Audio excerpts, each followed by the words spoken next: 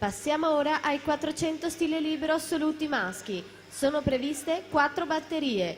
Nella prima troviamo Luca Giannocaro in corsia 1, Paolo Ferrarese in 2, Manuel Paulon in 3, Lorenzo Pesce in 4, Marco Gattagrisa in 5, Dennis Dose in 6, Andrea Poiesi in corsia 7. Dunque quarta e ultima batteria in acqua, al termine della quale naturalmente comunicheremo le 8 ammesse alla finale.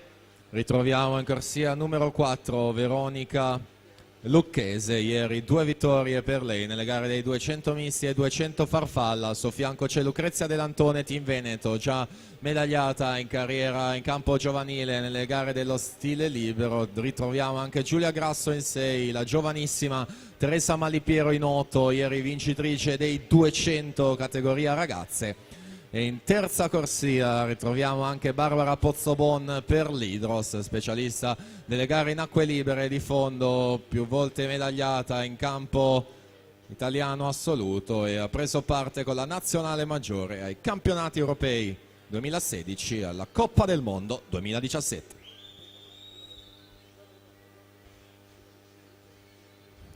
Passaggio di Giulia Salin prima, 2,8,99 i 200, vediamo Lucrezia Dell'Antone 2,9,50, Pozzobon 2,9,71, Lucchese 2,9,84.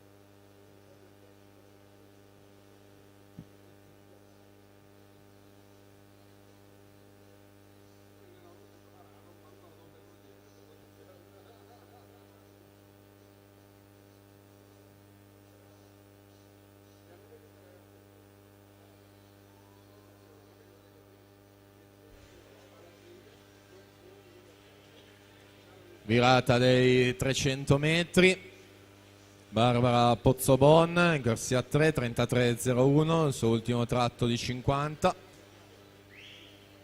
Abbiamo detto medagliata in campo italiano assoluto nel fondo nella 25 km nel 2016, è stata anche d'argento agli italiani indoor in vasca 5000 di Riccione e come più volte ricordato ha preso parte alle tappe di Coppa del Mondo, alle tappe di Coppa LEN e ai campionati europei del 2016. Pozzobon Dell'Antone sempre separate da pochissimi centesimi, 2 a favore dell'atleta del Team Veneto che quest'anno ha già nuotato 4,17,50, era il 10 di dicembre.